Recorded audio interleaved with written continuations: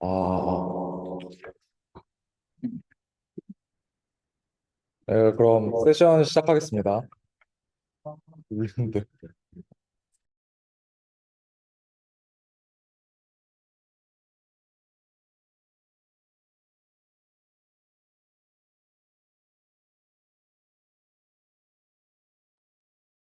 아.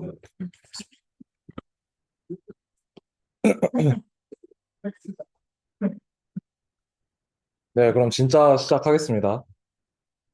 네, 안녕하세요. 오늘 AI 에이전트라는 주제로 발제를 하게 된 14기 윤동영이라고 합니다.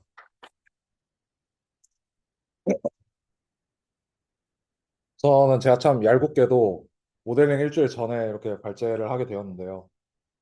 그 AI 에이전트라는 주제가 이번에 저희 14기 때부터 새로 생긴 주제여가지고 네, 나름대로 조금 찾아보면서 이렇게 발제를 해왔는데 우선은 모델링이 다가오고 있는 만큼 제가 최대한 빠르고 컴팩트하게 해보도록 하겠습니다.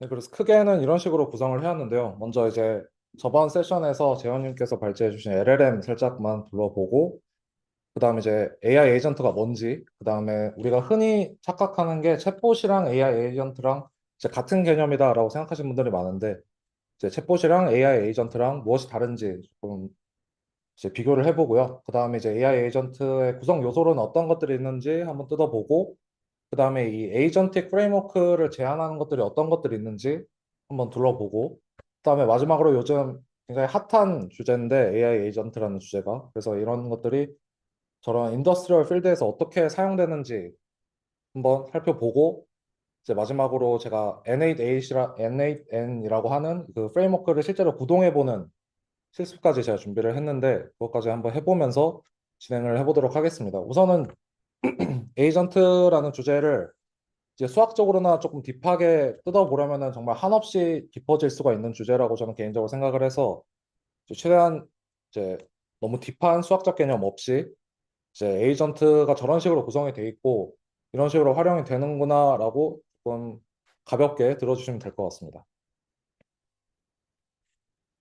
네, 첫 번째로 LLM에 대해서는 저번에 재원님께서 아주 자세히 잘 발제를 해주셔서 어떤 것들이 요즘 LLM에서 핫한지만 보고 넘어가도록 하겠습니다. 우선 LLM은 요즘 이제 상용화되는 GPT나 뭐 클로드 같은 LLM 모델들은 기본적으로 넥스트 토큰 프레딕션이라는 이제 메커니즘으로 구동이 되는 그러한 모델들입니다. 우리가 흔히 아는 트랜스포머라고 하죠.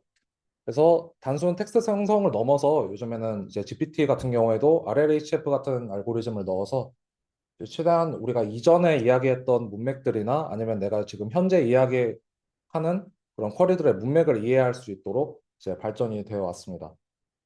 그 다음에 이제 우리가 요즘에는 LLM한테 간단한 쿼리를 주지 않고 조금 복잡한 느낌의 쿼리를 많이 주기 때문에 이러한 리즈닝적인 능력도 요즘에는 굉장히 발전한 그런 사례가 이제 많은 것으로 보입니다. 그래서 이 LLM이라고 딱 봤을 때는 우리가 흔히 요즘 생각하는 것보다 그냥 AI한테 물어보고 넘어가는 경우가 많은데, 그래서 이 LLM이라고 하는 것은 이제 강력한 두뇌의 역할을 수행할 수 있다라고 하는 그러한 장점들이 있는 것 같습니다.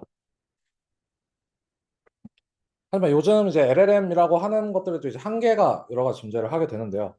우선은 우리가 지금 흔히 사용하는 뭐 GPT나 뭐 클로드 같은 모델들은 이제 계속해서 RLHF나 같은 알고리즘들을 계속 주입을 해서 이제 좀 더 발전하는 아니면은 새로운 것들을 찾아 나서는 그러한 이제 기능이 있지만 이제 우리가 흔히 코드를 짤 때 LLM을 도입을 할 때는 이제 학습 시점 이후의 정보가 없기 때문에 그래서 내가 학습시키지 않은 정보에서 벗어난 쿼리를 요구하거나 아니면은 이제 테스트 시에 이제 모델이 제너럴라이제이션이 잘 되지 않았을 경우에는 이런 할루시네이션 리스크가 조금 상당히 높은 것으로 이제 한계점을 첫 번째가 나왔습니다. 그 다음으로는 이제 우리가 GPT를 쓰더라도 우리가 질문을 하지 않으면은 GPT가 먼저 어떠한 선제적인 행동을 하거나 하지 않잖아요. 그래서 이제 유저가 이제 명시적인 프롬프트를 주어주지 않으면은 이제 이런 LLM들이 선제적으로 어떤 행동을 하고 문제를 찾아 나서거나 아니면은 코드를 수정하거나 이런 선제적 행동이 불가하다라는 리미테이션이 있습니다. 이제 마지막으로 우리가 이제 LLM한테 어떠한 질문을 했을 때 그 질문에 대한 답변만 LLM이 생성을 하지 우리가 코드를 수정해 달라고 코드를 수정을 해 주지는 않고 우리가 코드를 긁어서 아니면 에러 아웃풋을 이제 복사해서 붙여 넣어야 이런 식으로 수정해라 라고 텍스트 형식으로 주어지기 때문에 이제 실제 환경에서 어떠한 변수나 이런 것들을 고려해서 이 환경을 직접적으로 제어할 수는 없다는 그런 단점이 있습니다. 그래서 제가 예시를 하나 갖고 왔는데요. 이제 윤동영 씨가 도넛이 먹고 싶습니다. 그래서 제미나이에게 2,000원 이하로 먹을 수 있는 도넛은 어떤 게 있니? 라고 물어보고 이런 식으로 텍스트로 제미나이가 뽑아주게 되죠. 그러면 내가 이 중에서 먹고 싶은 도넛을 골라서 아니면 가장 싼 도넛을 골라서 이제 배민을 내가 직접 켜고 그다음에 주문을 유저가 직접 해야 이제 도넛을 제가 먹을 수 있는 거죠.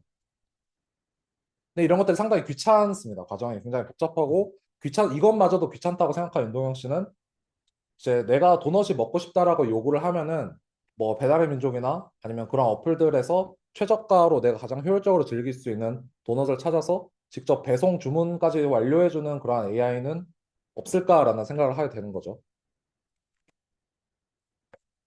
그래서 우리가 지금 에이전틱 AI라는 필드가 많이 넓어진 요즘에는 그냥 기존 LLM을 Brain in a Veg라고 부릅니다.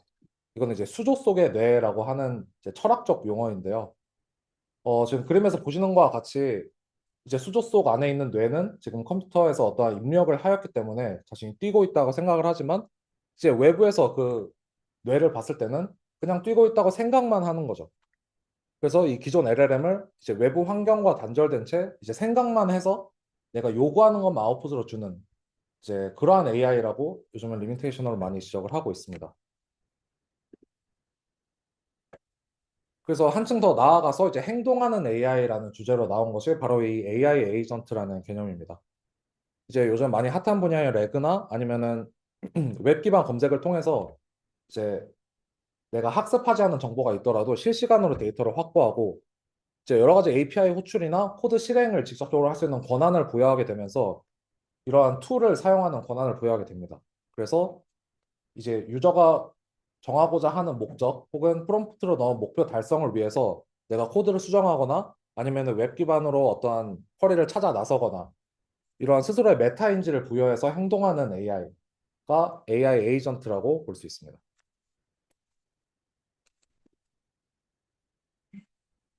그래서 우선은 AI 에이전트가 뭔지 정의를 보고 가도록 하겠습니다. 요즘에는 뭐 비전이나 아니면 뭐 스피치 관련해서도 이제 여러 가지 연동을 해서 여러 모달리티를 활용할 수 있도록 하는 AI 에이전트를 만든 것을 알고 있는데요.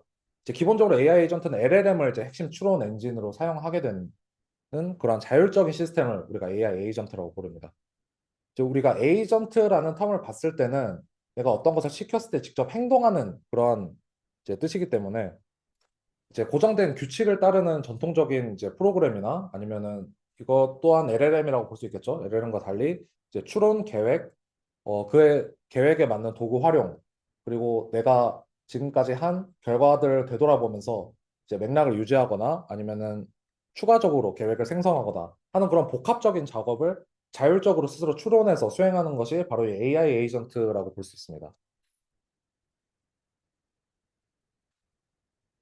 그래서 흔히 이제 그러면 챗봇이랑 에이전트랑은 뭐가 다르냐? 우리가 흔히 쓰는 GPT도 에이전트 아니냐라고 볼 수가 있는데, 이제 구조나 아니면은 이제 복합도 부분에서 조금 다른 모습을 보입니다. 이제 첫 번째로 앞에서 말씀드린 부분이 많은 비교 항목들인데요. 이제 AI 챗봇 같은 경우에는 이제 내가 어떤 질문을 하여야만 대답을 하는 그런 리액티브한 그런 수동적인 그런 메커니즘을 띠고 있습니다. 그래서 인풋이 주어져야만 그 인풋에 대해서 답변이나 어떤 아웃풋이 나오게 되는 거죠. 이제 하지만 AI 에이전트는 이제 프로액티브 하다라고 해서 어떠한 선제적인 행동을 취할 수가 있습니다. 그 다음에 우리가 흔히 이제 클로드나 뭐 코덱스 이런 것들을 쓰면서 코덱스가 아니죠. 죄송합니다. 어쨌든 LLM 챗봇들을 쓰면서 이제 세션이 끝나고 내가 다른 새 채팅을 열거나 하면은 내가 다른 세션에서 이제 질문했던 거나 이쪽에서 챗봇 쪽에서 답변한 그런 정보들은 우리가 싹 다 잊어버리고 완전 블라인드 상태에서 시작을 하는데요. 그래서 이 한정된 세션에서 수행한다는 것이 이 AI 챗봇의 한계입니다. 이제 하지만 AI 에이전트는 이제 각각의 에이전트의 그 현행 세션들을 기억할 수 있는 메커니즘들이 있기 때문에 이 세션을 이제 왔다 갔다 하면서 그러한 정보가 저장될 수 있다는 그런 장점이 있습니다. 그리고 뭐 뒤에 건 다 뻔한 건데요. 그래서 태스크 컴플렉시티 같은 경우에는 이제 간단한 그런 태스크만 수행을 할 수가 있고 우리가 흔히 질문하면 대답하는 이제 그러한 태스크들만 수행을 할 수가 있지만 이제 에이전트는 여러 가지 에이전트를 넣거나 아니면 에이전트에게 조금 더 복잡한 작업 명령을 부여를 해서 조금 더 스텝이 많거나 아니면은 내가 다시 돌아와서 제대로 된 아웃풋이 안 나왔을 경우 그 코드를 수정하거나 하는 그런 복잡한 태스크도 수행할 수 있다는 것이 이 에이전트의 장점입니다. 그래서 한마디로 추려보자면은 이제 AI 챗봇은 내가 묻는 말에만 대답을 하지만 이제 에이전트는 목표를 내가 설정을 해주면 그 목표를 향해서 수정하거나 탐색하거나 아니면 고치거나 해서 서로 복합적으로 행동한다라고 볼 수 있겠습니다. 그래서 이제 AI 에이전트에는 어떠한 구성 요소들이 있는지 보도록 하겠습니다. 이제 AI 에이전트가 작동하는 메커니즘은 한 줄로 이제 요약을 하자면은 이제 메모리라는 이제 에이전트의 뇌의 역할을 하고요. 이제 메모리에서 맥락을 불러오고 이제 플래닝으로 어떻게 행동해서 이 목표를 달성할 것인지 이제 스스로 설계를 하고 그다음에 이제 툴이라고 부르는 이제 AI 에이전트의 팔다리라고 하는 이제 그런 툴을 이용해서 이제 목표를 달성하기 위한 액션을 이제 수행하는 이제 그런 흐름으로 이제 목표를 달성하기 위해 이루어집니다. 그래서 그 결과를 다시 메모리에 저장해서 내가 이후 세션에서는 그때 이제 뭐가 추론됐을 때 잘못되었는지 아니면은 내가 이 액션을 수행을 했는데 결과가 잘못됐다 혹은 부족하다라고 했을 때 조금 더 셀프 피드백을 할 수 있는 그런 순환 구조로 작동을 한다고 볼 수 있습니다. 그래서 LLM이나 챗봇 같은 경우에는 이제 태스크 수행이 리니어하다고 보는 반면에 이제 AI 에이전트 같은 경우에는 이렇게 순환하는 그런 구조로 작동을 하는 것이 이제 아까 말씀드린 차이점에도 하나 있습니다. 그래서 크게 보시면은 이제 메모리, 플래닝, 액션 그리고 툴 이렇게 네 가지의 컴포넌트로 이루어져 있습니다. 이제 메모리 같은 경우는 우리가 흔히 어떠한 정보를 저장하는 그 저장소가 아니라 이제 접근 속도나 용량 혹은 이제 지속성의 트레이드오프에 이제 접근을 해서 이제 두 가지 계층으로 이루어진 계층화 구조로 이루어진 메모리를 볼 수 있습니다. 이제 첫 번째로 이제 쇼텀 메모리라고 하는 이제 우리가 흔히 워킹 메모리라고 부르는 메모리인데요. 이제 이거는 LLM에서 추론을 하거나 할 때 직접적인 어텐션의 대상이 되기 때문에 이제 컨텍스트 길이에 따라서 엄격히 제한됩니다. 그래서 내가 어떤 쿼리를 요구했을 때 그 해당 용량 컨텍스트 길이보다 길다 이러면은 이제 오류가 나게 되는 거죠. 그래서 직접적인 어텐션의 연산 대상이기 때문에 되게 빠르게 어떠한 정보를 갖고 오고 이제 어텐션을 수행할 수 있다는 장점이 있지만 이제 앞서 세션에서 설명을 해주셨지만 우리가 이제 컨텍스트 길이가 주어지면은 그 연산량은 이제 제곱배로 연산량이 주어지기 때문에 소멸성도 존재할 뿐더러 이런 리소스 측면에서도 조금 제한적인 그러한 메모리라고 볼 수 있습니다. 그래서 제한하는 것이 이 롱텀 메모리라고 부르는 건데요. 기본적으로 벡터 DB입니다. 그래서 우리가 흔히 텍스트 토큰들을 이제 벡터 수치화를 해서 이제 디멘션 D에 저장을 하게 되는 거죠. 그래서 경험이나 지식이나 아니면은 그 이전이나 현재 세션에서 발생한 피드백 같은 것들을 이제 임베딩 벡터로 이제 이 벡터 DB에 저장을 하게 됩니다. 그러면은 우리가 어떠한 쿼리가 주어졌을 때 목표를 달성하기 위해서 이 벡터 DB에 접근을 해서 이제 유사한 정보, 지식이나 경험들을 꺼내와야 되잖아요.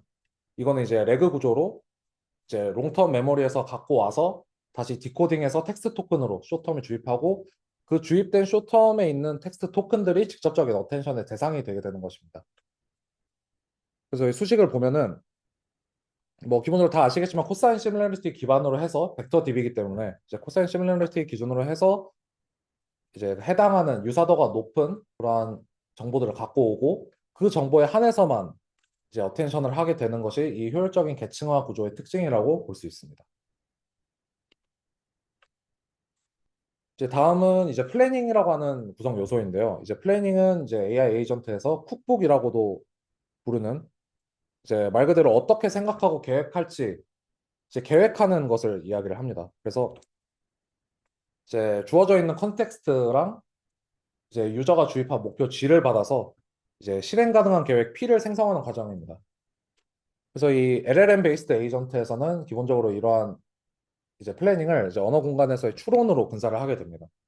그 수식을 보면 되게 간단하지만 사실은 이게 AI 에이전트에서 플래닝을 굉장히 꿰뚫고 있는 그런 식이라고 볼 수 있습니다. 그래서 기본적으로 어떠한 알고리즘에 의해서 이러한 플래닝이 이루어지는 것이 아니라 이제 LLM 자체 추론에 한해서 이러한 플래닝이 이루어진다라고 보면 될 것 같습니다.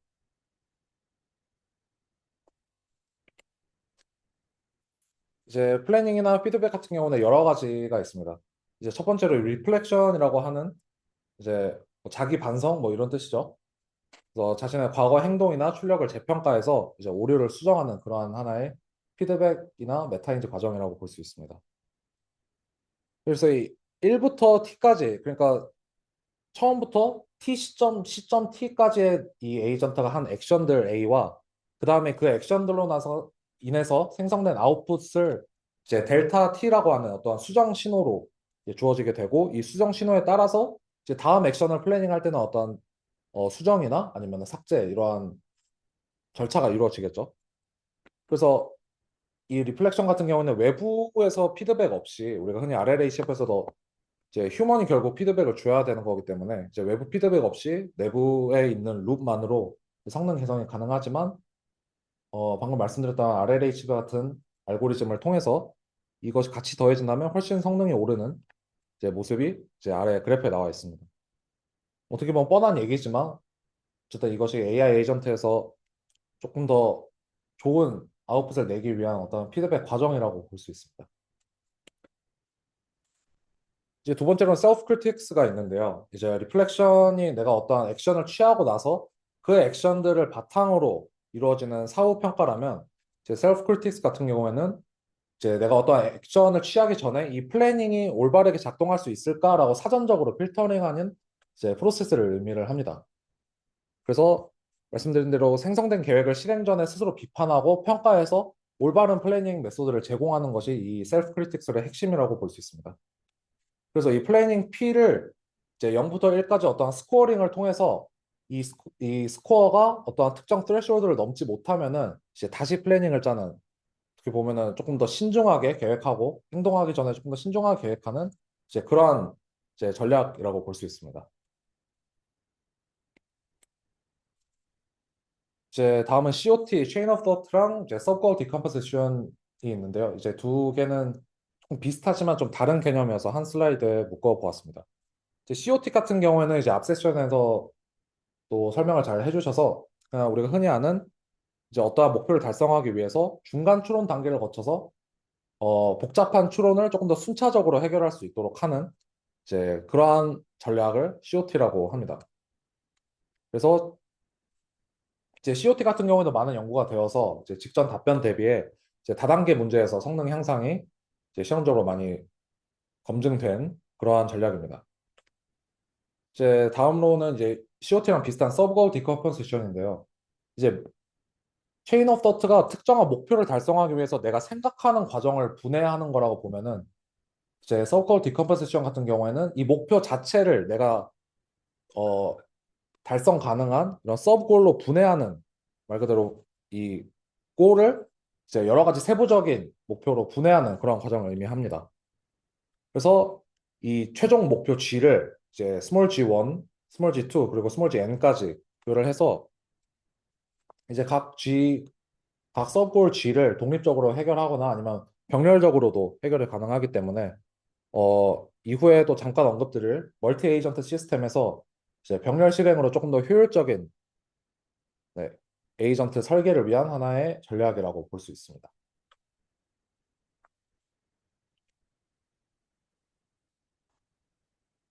이제 다음 구성 요소는 이제 툴이 있습니다. 툴은 이제 앞서 제가 말씀드렸다시피 에이전트의 손과 발이 되는 그러한 이제 구성 요소인데요.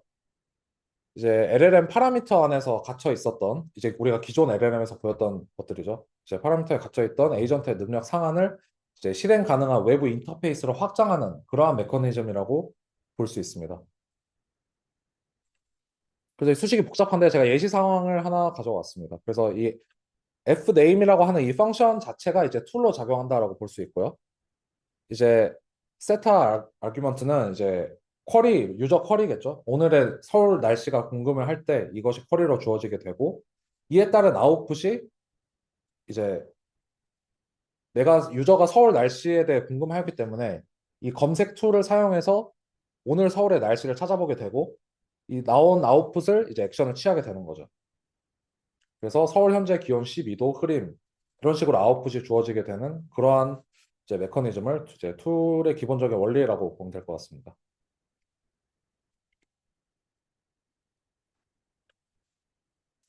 어, 계속 제가 LLM이랑 에이전트랑 비교를 해드리면서 넘어왔기 때문에 이 툴 유즈가 얼마나 중요한지 보고 가도록 하겠습니다. 기본적으로 LLM은 제가 말씀드렸다시피 학습된 정보 이외나 아니면 이후에 있는 정보를 모르기 때문에 실시간 정보를 획득하기 위해서 이런 서치 툴도 존재를 하고요. 이제 LLM 같은 경우는 정밀한 수치의 연산이 취약하기 때문에 이제 캘큘레이터 같은 이제 외부 계산 시스템 같은 것들을 툴로 사용할 수 있다는 이제 그런 점도 있습니다. 그 다음에 이제 코드를 생성하지만 실행은 못한다는 이제 단점을 제가 아까 GPT한테 코드를 긁어서 입력으로 넣고 나온 것을 우리가 그대로 복사해서 다시 붙여 넣어서 우리가 직접 실행을 해야 하는 그러한 단점도 제가 지적을 했었는데요. 이제 코드 인터프레터 같은 툴들로 이제 실행 루프를 완성시켜서 그러면은 너가 이 코드를 수정을 하고 이를 다시 실행해서 오류를 이제 체크를 해봐라 하는 그러한 이제 툴이 있습니다. 그래서 이 툴 알고리즘은 이제 LLM이라는 강력한 두뇌에 이제 손과 발 역할을 해서 이 LLM이 가진 이제 강력한 추론을 바탕으로 어떤 행동을 능동적으로 할 수 있는 그러한 권한을 부여하는 그런 구성 요소라고 볼 수 있겠습니다. 네, 하지만 이 툴을 올바르게 설정을 해주지 않으면은 이제 그 이후에서도 강한 할루시네이션이나 아니면 에러가 발생하게 됩니다. 예를 들어서 제가 제 앞에 있는 괴물을 잡으려고 하는데 제가 칼이나 총이 있어야 이 괴물을 잡지. 제가 숟가락으로 이 괴물을 잡을 수는 없잖아요. 그렇기 때문에 이 잘못된 툴 선택이나 혹은 이 쿼리를 잘못 연결했을 경우에는 이게 모든 단계에 이제 고변산으로 누적이 되게 돼서 이 할루시네이션 리스크가 굉장히 커지게 됩니다. 그래서 쿼리에 따른 올바른 툴 설정이 이 AI 에이전트의 작동 성능에 이제 굉장히 큰 역할을 한다고 볼 수 있습니다. 이제 마지막으로 액션인데요. 이제 액션은 말 그대로 내가 계획하고 어떠한 툴을 갖고 이 유저가 얘기하고자 하는 목표에 따라서 실제로 행동하는 그런 과정을 의미를 합니다. 그래서 액션의 네 가지 대표 유형을 봤을 경우에는 이제 대표적인 것만 갖고 왔기 때문에 이제 흔히 텍스트 제너레이션도 있고 아니면은 외부 환경에 예를 들어서 제가 코딩을 하고 있는데 코덱스나 클로드 코드한테 이 코드를 수정해달라 하고 하면은 이제 그 쿼리에 맞게 올바르게 수정을 직접 해주죠. 그래서 외부 환경에 이런 툴들을 적용해서 실제 인바이러먼트를 변화시킬 수 있는 이제 그러한 유형도 있고요. 아니면 내부 메모리에 직접 경험을 저장하거나 이제 업데이트해서 내가 이후에 이제 요구하는 쿼리에서는 이제 앞서 있었던 쿼리나 아니면 경험 아니면 지식들을 바탕으로 새롭게 더 올바르게 추론을 할 수 있는 그런 메모리 라이트라는 특성도 있습니다. 그다음에 이제 에이전트 스퍼닝이라고 하는 이제 유형도 있는데요. 이거 같은 경우에는 이제 멀티 에이전트 시스템에서 많이 활용되는 방안입니다. 그래서 우리가 흔히 멀티 에이전트 시스템이라고 하는 것은 이제 여러 가지 에이전트를 두고 어떠한 태스크가 들어왔을 때 그 태스크에 맞는 에이전트에게 그 역할을 부여한다라는 그런 메커니즘으로 작동하는 게 이제 멀티 에이전트 시스템인데 이에 따라서 그 태스크에 특화된 서브 에이전트를 생성하거나 아니면 그 서브 에이전트에게 그 태스크를 전달하거나 이제 하는 과정도 이제 액션의 한 가지 일종이라고 볼 수 있습니다. 근데 한 가지 중요한 점은 에이전트가 액션을 수행한 후의 결과는 이제 반드시 메모리로 돌아와서 이후 태스크에서는 이제 그 업데이트된 메모리의 바탕으로 이제 플래닝이나 액션이 이루어질 수 있다라는 것이 이 액션의 이제 아웃풋 중에 하나입니다. 수식을 보게 되면은 이제 t 플러스 1 시점에서의 아웃풋은 이제 내가 인바이러먼트에 이제 t 시점에서 액션이 주어졌을 때 그 아웃풋을 이야기를 하고 그것이 이제 컨텍스트로 다시 들어가게 되면서 이게 다시 롱텀 메모리에 저장을 하게 되고 이제 그 다음 플래닝에서는 그 업데이트된 컨텍스트에서 이제 플래닝이 이루어지게 되는 거죠. 그래서 이 AI 에이전트에서 활용되는 이 알고리즘을 우리가 흔히 리액트라고 표현을 합니다. 그래서 리액트는 말 그대로 리즈닝 플러스 액션이라고 하는 것인데 이 에이전트의 구성 요소들이 실제로 어떻게 하나의 순환 구조로 작동하는지를 이제 얘기하고자 하는 그런 알고리즘입니다. 이제 COT 같은 경우에는 이제 LLM에서 강력한 추론 알고리즘이고 이제 이 COT를 바탕으로 요즘 GPT나 그런 현대 LLM 모델들이 많이 개발이 됐지만 이제 COT의 가장 큰 단점은 이 두뇌 안에서만 생각만 할 수 있다는 거죠. 그러니까 내가 생각으로 이제 A를 생각하고 그 다음에 A의 꼬리를 물어서 B를 생각하고 이런 식으로 생각만 할 수 있지만 이제 외부적으로 어떠한 변화가 필요한 시점에서는 이제 단절되어 있기 때문에 우리가 직접 생각만 하는 거기 때문에 이런 단점이 있었는데 리액트 같은 경우는 이렇게 현재 상황을 해석하고 다음 행동을 근거하는 이제 COT랑 이제 같죠 여기까지는 이제 플래닝이 이루어지게 되고 그 내가 T 시점에서 한 thought라는 생각을 바탕으로 툴콜을 해서 액션을 수행을 하게 됩니다. 그러면은 우리가 T 시점에서 액션을 하게 되면은 그 T 플러스 1 시점에서 해당하는 아웃풋이 있을 거란 말이죠. 그래서 그 아웃풋을 다시 컨텍스트에 넣음으로써 이제 다음 이제 플래닝에서는 T 플러스 1 시점에 이제 컨텍스트를 바탕으로 플래닝이 이루어질 수 있게끔 하는 것이 이 리액트라는 구조입니다. 그래서 기본적으로 이 AI 에이전트라는 것은 이 리액트 알고리즘을 바탕으로 이제 모든 행동이 이루어진다라고 보시면 될 것 같아요.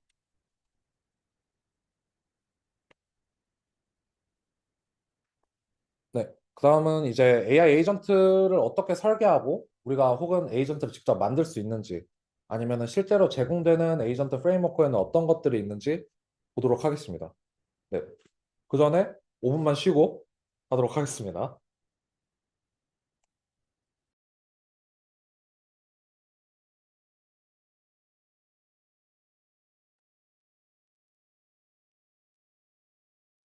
네, 그러면은 이어서 진행을 해보도록 하겠습니다. 이제 남은 거는 이제 어떤 식으로 에이전트가 활용이 되는지에 해당하는 부분들이어서 조금 가벼운 마음으로 아, 저런 것도 있구나 하고 들어주시면 될 것 같아요. 이제 이 에이전트 프레임워크의 생태계를 일단 조금 전체적으로 보도록 하겠습니다. 그래서 이 에이전트 프레임워크에서 이제 어떤 식으로 설계를 할 것인가라는 데 이제 두 가지 질문을 갖고 들어가게 됩니다. 그래서 내가 이 에이전트에서 얼마나 직접적으로 유저가 제어를 할 것인가. 이제 코드로 직접적인 에이전트의 흐름을 제어하게 될 경우에는 이제 조금 더 세밀하고 유연한 조작이 가능하지만 이제 코딩에 한정돼 있기 때문에 이제 고도의 코딩 능력을 갖고 있지 않은 한 이제 진입 장벽이 높은 그런 단점이 있습니다. 하지만 GUI 기반으로 그냥 이제 이후에 말씀드릴 NA8 같은 경우에는 이제 그냥 우리가 흔히 스크래치라고 부르는 그 옛날 코딩 공부하는 그런 프로그램 기반으로 하게 될 경우에는 이제 쉽고 이제 빠르게 구현을 할 수가 있지만 이제 그만큼 이제 표현이나 실행 능력에서의 한계가 분명히 존재하는 그러한 이제 트레이드오프가 있습니다. 이제 그 다음으로는 내가 얼마나 이 에이전트를 복잡하게 설계를 할 것인가 또 하나의 중요한 부분으로 고려 대상이 됩니다. 그래서 이제 단방향 파이프라인으로 충분한 태스크가 있고 쉬운 태스크겠죠. 이제 그런 경우가 있고 아니면은 내가 이 시점에서 유저가 직접 제어를 해야 하거나 어떠한 조건 상황에서만 이어질 수 있는 그러한 이제 에이전트가 필요한 그런 태스크가 있기 때문에 이제 그 각 태스크에 맞는 에이전트를 고르고 이제 해당 태스크를 잘 수행할 수 있도록 조절을 잘 해서 에이전트를 설계하는 것이 중요하게 작용한다고 볼 수 있습니다. 이제 첫 번째로 N8N이라고 하는 그런 프레임워크인데요. 이건 이제 앞서 말씀드렸던 것처럼 이제 스크래치처럼 이제 노드를 연결하는 방식으로 이제 자동화된 파이프라인을 구성하게 됩니다. 이 경우에는 내가 직접 LLM을 호출하거나 API를 입력은 해야 하지만 이제 조건 분기 같은 그러한 세분화된 동작이 하나의 노드처럼 이제 캡슐화가 되어 있어서 이제 가장 큰 강점은 이제 내가 코딩을 할 필요가 없다는 겁니다. 그래서 내가 중요한 쿼리를 부여를 하면은 이제 이 N8N 플랫폼 자체에서 이 에이전트 워크플로우를 시각적으로 설계하고 이 에이전트를 작동할 때 어떤 식으로 흐름이 이루어지는지 시각적으로 볼 수 있다는 이제 그러한 직관성이 가장 큰 장점인 그런 프레임워크입니다. 그래서 이메일 처리나 뭐 슬랙 알림 아니면은 DB 업데이트 같은 이제 반복 업무, 쉬운 업무를 이제 내가 그냥 편하게 자동화하고 싶을 때 보통 많이 활용을 하는 프레임워크고요. 이제 코딩을 할 필요가 없기 때문에 이제 개발자가 없이 빠르게 에이전트 파이프라인을 설계하고 이를 검증하는 데서 이제 강점을 갖고 있는 그런 프레임워크입니다. 그래서 주로 비개발자랑 이제 코워크 하는 경우에 우리가 설계하고자 하는 에이전트는 이런 이제 플로우로 설계를 했다라고 보여주고 싶은 경우에 이제 많이 사용하게 되는 프레임워크입니다. 근데 이게 시각적으로 설계하는 만큼 이제 단순한 작업들에만 특화가 돼 있고 조금 더 고도화된 작업들은 이제 성능이 조금 떨어진다 그런 단점이 있습니다. 이제 이거는 이제 N8N 설계하는 방식의 하나의 시각화 자료인데요. 어, 이제 이 프레임워크 같은 경우에는 제가 이 슬라이드 발표 다 마치고 한번 직접 구동을 해보면서 자세하게 한번 보도록 하겠습니다. 이제 다음은 랭체인인데요. 이제 랭체인 같은 경우에는 이제 LLM 호출하고 프롬프트를 관리하고 이 해당하는 세션에서 메모리를 관리하거나 아니면 벡터 DB 기반 검색 등 이제 반복적으로 필요한 구성 요소들을 이제 일관된 인터페이스로 제공을 해서 우리가 라이브러리에서 호출만 하면은 이제 해당하는 기능들을 임포트해서 쓸 수 있다는 그러한 장점이 있는 그런 라이브러리입니다. 그래서 주로 이거는 이제 레그 파이프라인 구축 시에 자주 사용하게 되는 모델이고요. 그래서 이 랭체인 같은 경우에는 우리가 챗봇 개발할 때 많이 사용하는 걸로 이제 알고 있습니다. 이제 레그 기반 챗봇을 개발하거나 아니면은 레그 기반 문서 작업 이제 시에 이런 파이프라인을 빠르게 구축하고 싶을 때 그냥 임포트만 해서 쓸 수 있다는 장점이 있기 때문에 이제 랭체인을 자주 쓰게 됩니다. 그래서 다양한 LLM을 연동해야 하거나 아니면 외부 서비스를 연동을 해서 API를 내가 빠르게 호출하고 이제 하는 그러한 파이프라인을 짤 때 많이 사용하게 되는 그런 프레임워크입니다. 근데 이 랭체인 같은 경우에도 이제 단방향 흐름으로 해결 가능한 태스크에서만 쓸 수 있다는 그런 단점이 존재합니다. 그래서 어떤 조건이 있을 때 내가 다시 뭐 폴백을 해야 한다거나 아니면 수정을 해야 한다거나 하는 경우에는 이제 랭체인은 단방향 흐름으로만 작동할 수 있도록 구축이 되어 있기 때문에 그러한 점에서는 이제 단점으로 꼽힙니다. 이제 그거를 해결하기 위해 나온 것이 바로 이 랭그래프입니다. 제 랭체인은 제가 앞서 말씀드린 리액트라는 알고리즘을 통해서 순차적인 태스크 수행이 가능하지만 이 순차적인 태스크 사이에서 이제 흐름을 직접 제어하거나 아니면 조건부를 부여할 수는 없습니다. 그래서 이거를 해결하기 위해 나온 것이 바로 이 랭그래프인데요. 이제 랭그래프 같은 경우에는 이제 특정 조건에서만 이 노드로 가라 아니면은 중간에 유저가 승인하도록 하는 그러한 이제 방지턱 같은 거라고 해야 할까요? 그래서 그러한 세밀한 제어가 가능하도록 하는 프레임워크가 바로 이 랭그래프입니다. 그래서 랭체인보다 조금 더 복잡한 태스크나 아니면 실행 중간에 이제 윤리적이거나 법적인 문제 때문에 이제 유저의 승인이 필요한 휴먼 인 더 룹 태스크라고 제가 얘기를 하는데요. 이런 경우에서 우리가 랭그래프를 많이 활용을 합니다. 아니면은 여러 에이전트를 이제 슈퍼바이저가 직접 조율을 하게 되는 그런 멀티 에이전트 시스템에서도 그런 랭그래프를 많이 활용을 하고 아니면 여러 가지 조건부가 존재를 할 때 실행 경로가 달라지는 그런 앞서 말씀드린 단방향보다 훨씬 복잡한 워크플로우에서 이러한 랭그래프를 이제 활용하게 됩니다. 이제 이런 식으로 이 이벨루에이트 모델이라는 모델에서 노드에서 이제 유저가 이제 나온 아웃풋을 보고 이제 충분한지 아니면 충분하지 않은지 아니면 그냥 그만둘 건지에 따른 조건부 노드를 부여를 하게 되고 이 유저가 선택한 경우에 따라서 이제 다시 파라미터를 조정을 해서 학습을 시킬 것인지 아니면은 코드를 그대로 멈출 것인지 아니면은 이 그 다운스트림 태스크 퍼포먼스를 시각화해서 최종 모델로 확정을 지을 것인지 이런 식으로 조건을 부여하는 것이 바로 이 랭그래프의 특징입니다. 이제 구글 ADK 같은 경우는 에이전트 디벨롭먼트 킷이라고 해서 2025년에 구글에서 소개가 된 이제 그러한 프레임워크입니다. 그래서 구글 ADK 같은 경우는 하나의 오케스트레이터 에이전트가 존재를 합니다. 그래서 이 오케스트레이터 에이전트가 직접 그 전문화된 엑스퍼트에게 이제 해당하는 작업을 나눠서 맡기고 다시 이 아웃풋을 베이스 에이전트가 받아서 이 결과를 통합해서 나오게 되는 이제 그러한 이제 프레임워크입니다. 그래서 세 가지 대표 에이전트로는 이제 오케스트라 에이전트, 베이스 에이전트라고 부르기도 하는데 이 태스크를 분해해서 각 태스크에 특화된 서브 에이전트에게 위임을 하고 이제 전체 흐름을 조율하는 이제 그런 에이전트가 있고 이제 그 서브 에이전트 즉 특정 도메인에 특화된 그런 스페셜리스트 에이전트가 존재를 해서 그 각 태스크에 맞는 이제 툴셋을 각자 갖고 있기 때문에 그 도메인 핏한 태스크를 잘 해결할 수 있는 그런 에이전트를 이야기를 합니다.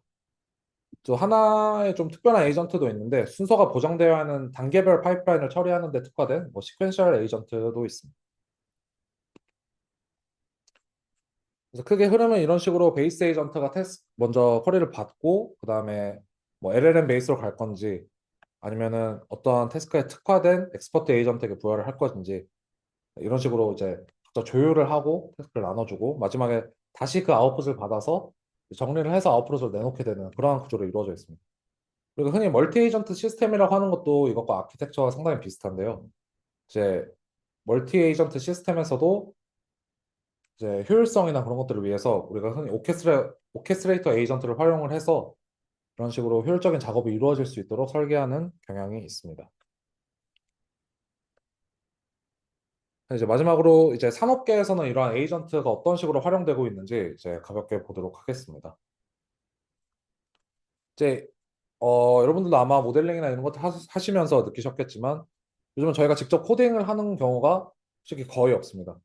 그래서 이 소프트웨어 개발은 본질적으로 이제 리즈닝이랑 툴 유즈 그리고 이제 아웃풋을 다시 메모리로 넣어서 다시 수정을 하는 그러한 반복적인 이제 흐름으로 이루어지는 이제 작업이기 때문에 요구사항을 분석하고 코드를 작성하고 그 작성한 코드를 실행해서 오류가 뜨면 오류를 확인하고 이 오류를 해결하기 위해서 그 코드를 다시 수정하고 그것을 다시 실행해서 오류를 확인하는 그러한 반복적인 이제 작업으로 이루어지게 되는데요.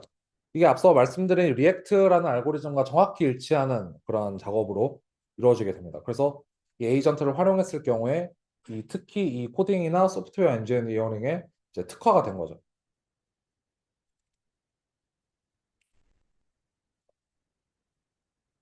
예시로는 제가 GitHub 코파일럿을 갖고 왔는데 이게 옛날에는 그냥 우리가 코드를 작성할 때 이걸 뒤에 거를 앞 코드나 뒷 코드를 보고 자동 완성해주는 기능이 있었다면은 요즘에는 그냥 AI로 텍스트로 내가 원하는 프롬프트를 제공했을 때 이를 바탕으로 이제 코드를 작성하고 스스로 이벨루에이션까지 할 수 있는 그러한 기능도 있습니다. 우리가 요즘은 코덱스나 클로드 코드 등을 많이 사용을 하지만 이제 보통 GitHub 코파일럿이 뭐 대표적인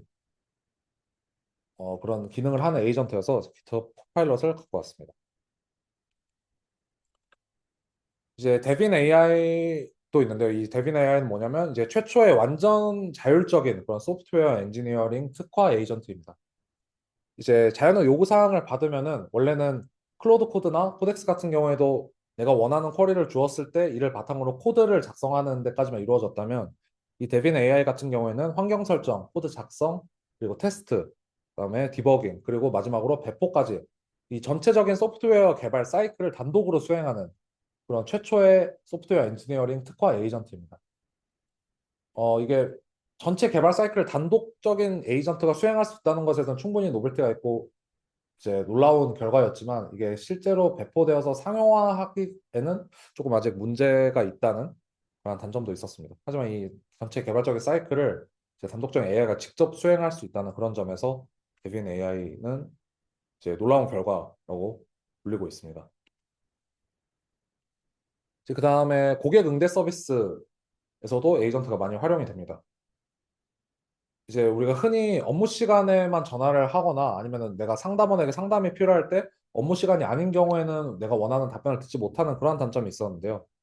이제 보통 전체 문의의 60에서 80%는 내가 이거를 어제 시켰는데 왜 오늘 안 와요? 이러한 유사한 패턴의 질문이기 때문에 에이전트의 역할은 이게 흔히 유사한 패턴으로 오는 질문인지 아니면은 조금 더 복잡하거나 아니면 조금 특별한 질문이건지 이 두 유형을 정확히 구분하고 이제 라우팅하는 것이 이 고객 응대 서비스 에이전트의 역할입니다. 그래서 이게 흔히 들어오는 이 유사 패턴 질문이면은 AI가 직접 처리를 하고 이제 조금 특별한 질문이거나 특이 케이스의 질문만 이제 실제 사람에게 연결해주는 그런 라우팅이 이 커스터머 서비스에서 에이전트의 핵심이라고 볼 수 있습니다. 그래서 이제 클라나라고 하는 글로벌 핀테크 기업에서 이 24년 초에 에이전트를 활용을 해서 이제 한 달 동안 하나의 에이전트가 이제 700명 상담원 분량의 업무를 처리하고 이제 평균 처리 시간도 굉장히 단축되었지만 이제 만족도는 그대로 유지되었다 하는 데서 이 고객 응대 서비스에서도 충분히 활용될 수 있는 가능성을 보여주었습니다.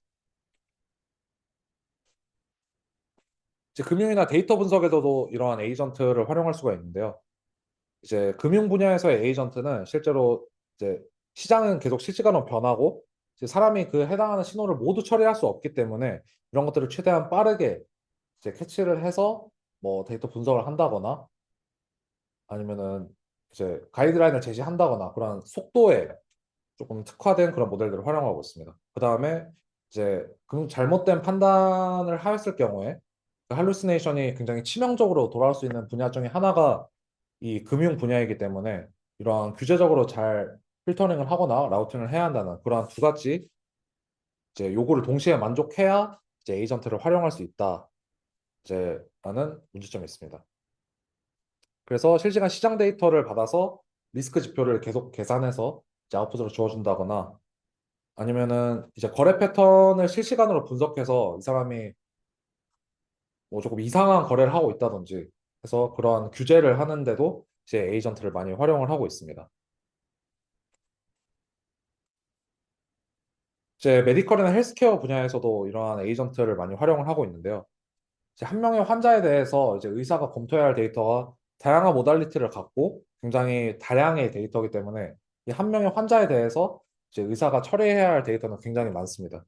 그래서 이제 대표적으로 EMR이라고 하는 전자의무 기록이 있고요. 아니면 논문이나 아니면 이 사람이 검사를 받았을 때 나온 영상들 등등 이제 모달리티도 너무 많고 데이터의 양 자체도 굉장히 방대하기 때문에 이런 에이전트를 활용해서 데이터를 파싱하거나 아니면은 최신 임상 가이드라인을 참고하거나 아니면 실제로 이 환자의 케이스에 대해서 있는 레포트를 요약해서 의사에게 제공해 준다거나 이러한 태스크를 이제 수행을 하게 됩니다. 근데 이 메디컬 분야에서 이제 에이전트를 활용하게 될 경우에 이제 더 크게 고려되는 사항이 바로 이 휴먼 인더 룹입니다. 이제 의료 에이전트는 이제 데이터를 요약하거나 아니면 데이터를 해석하거나는 해주지만 이제 절대 임상적인 결정은 이제 내리지 않도록 규제가 되어 있습니다. 이제 즉 이제 메디컬 분야에서 에이전트가 활용이 될 때는 의사의 판단을 보조하고 아니면 의사의 데이터 처리 속도를 높이는 그러한 역할에만 한정하고 최종 판단은 항상 그 의료 자격증이 있는 의료진의 몫에만 한정을 두는 그러한 규제도 존재를 하게 됩니다. 그래서 실제로 외부에서 활용하는 뉘앙스 DAX라고 하는 에이전트인데요. 이거는 이제 의사랑 환자의 대화를 실시간으로 녹음을 해서 이 환자가 요구하는 것이 뭐고 이 환자가 아픈 곳이 어딘지 실제로 요약을 해서 의사에게 제공을 해주는 이제 그런 시스템입니다. 그래서 의사가 나중에 임상적인 판단을 하기 위해서 이 환자의 데이터를 다시 봤을 때 이 환자가 실제로 이제 병원에 찾아와서 어떠한 것을 요구하였고 어떠한 것이 뭐 아프다고 하였는지 이러한 것들을 요약해서 제공해주는 이제 그런 에이전트라고 볼 수 있겠습니다.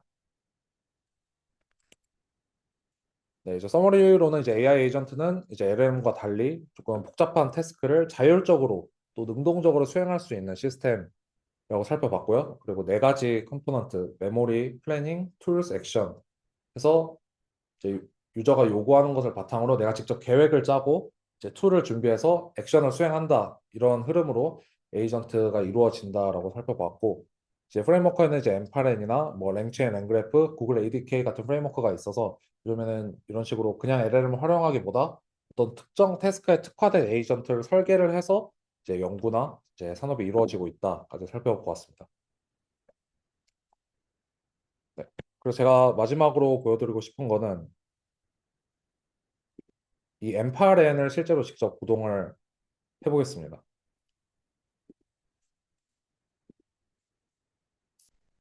그래서 처음 들어가서 이제 create workflow라고 하면은 이제 저희가 직접 뭐 노드를 추가한다거나 아니면 AI에게 내가 원하는 쿼리를 제공해서 이 엠파렌에서 직접 이제 노드 설계까지 해주는 그런 시스템이 있습니다. 그래서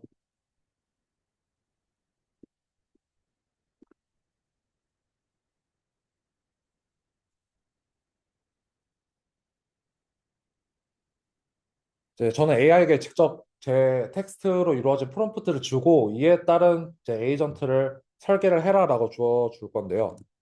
저는 우선은 뭐 쿼리는 미리 짜왔고 이제 매일 아침 9시에 이제 구글 뉴스 기반으로 최신 AI 에이전트 관련 뉴스를 3개를 요약해서 한국어로 매일 아침 9시에 내 메일로 전송을 해줘 라는 프롬프트입니다. 그래서 이거를 엠파렌에 AI에게 직접 주입을 하게 되면은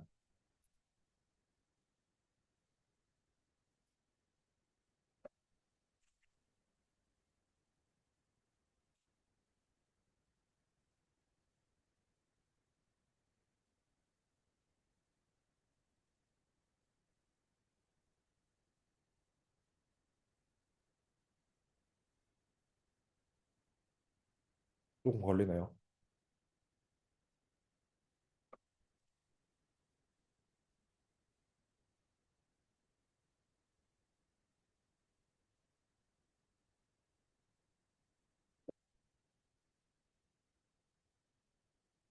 네, 이런 식으로 설계를 해주게 됩니다.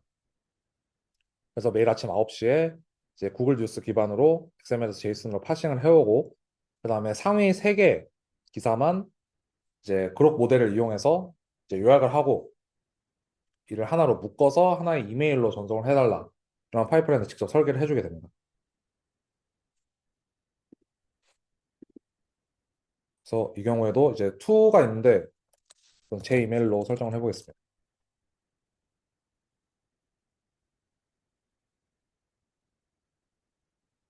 설정을 하고요. 그룹 모델 같은 경우에도 처음에는 엄청 작은 모델, 8B 모델로 설정이 돼 있어서 조금 크기가 큰 라마 70빌리언 모델로 설정을 하고, 네, 그럼 한번 실행을 해보겠습니다. 이런 식으로 실시간으로 이루어지는 과정까지 저희가 시각화해서 볼 수 있고요.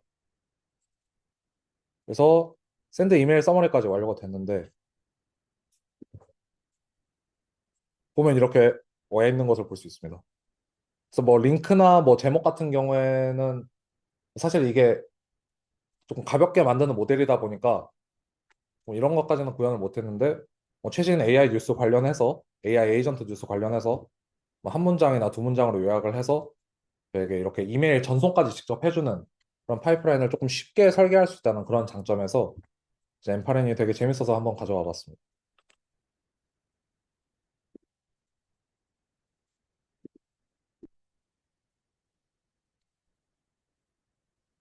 네, 출처는 다음 것 같고요. 제가 이제 AI 에이전트가 이제 처음 이제 열린 세션이어서 이제 뭐를 갖고 올지 고민을 조금 많이 했었는데, 이제 조금 최신 경향들이나 이런 것들을 기준으로 조금 재밌게 들으셨으면 좋겠습니다. 제가 오늘 준비한 세션은 여기까지입니다. 감사합니다.